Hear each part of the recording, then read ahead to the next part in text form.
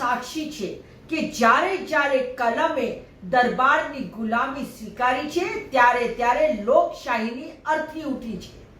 રાહુલ ગાંધીએ મીડિયાને ઉંદર કહીને માત્ર ગાળો જ નથી આપી, પરંતુ તે પવિત્ર વ્યવસાયની લાશ બતાવી છે જેને આપણે પોતાના જ હાથોએ દફનાવી દીધી છે.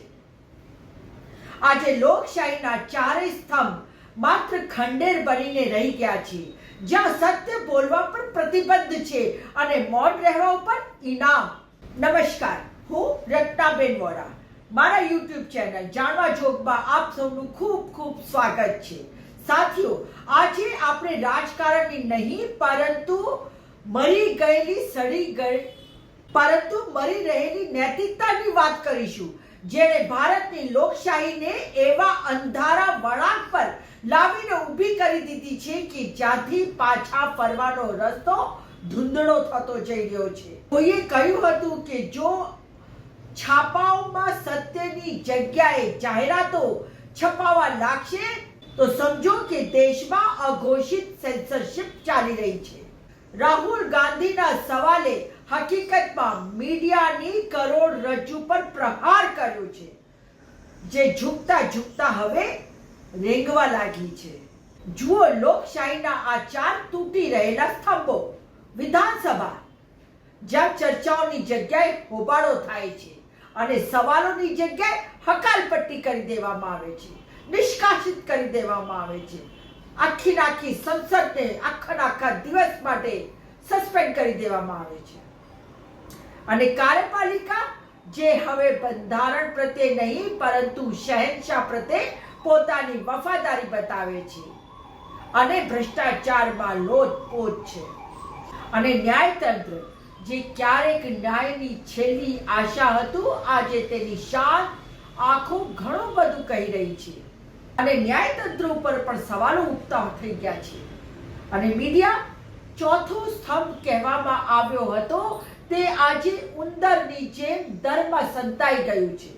એ ડરથી કે ક્યાંક કોઈ મારા સવાલથી તેના આકાઓ નારાજ ન થઈ જાય.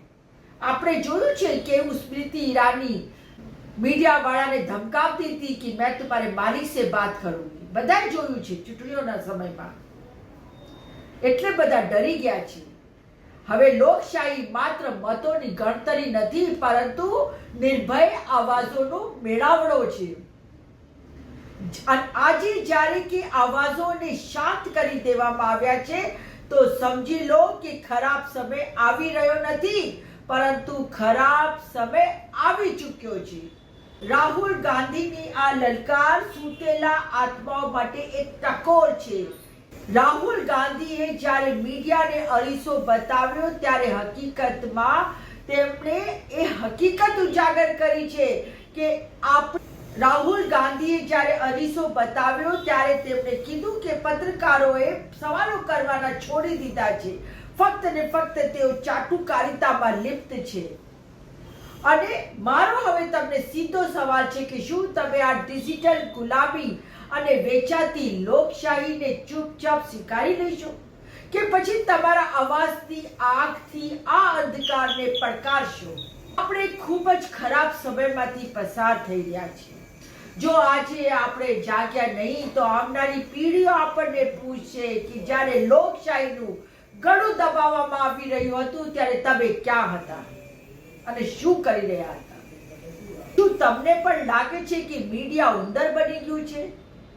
શું આપણી લોકશાહી ખરેખર પોતાના અંતિમ શ્વાસ લઈ રહી છે? તમારી રાય કમેન્ટમાં સંપૂર્ણ ઈમાનદારીથી આપશો અને લખશો. આ સાથે જ હું મારી વાત અહીંયા સમાપ્ત કરું છું. આ વિડીયોને શેર કરો, કારણ કે સત્ય બોલવું હવે માત્ર પત્રકારિતા નથી પરંતુ એ દેશભક્તિ છે. તો જોતા રહો જાણવા જોગ. આપ મારા YouTube ચેનલ જાણવા જોગને સબસ્ક્રાઇબ કરો, શેર કરો, લાઈક કરો અને આપ મને ઇન્સ્ટા, ફેસબુક અને એક્સ પર પણ ફોલો કરી શકો છો. ફરી મળીશ એક નવા વિચાર સાથે, એક નવી વાત સાથે. ત્યાં સુધી નમસ્કાર.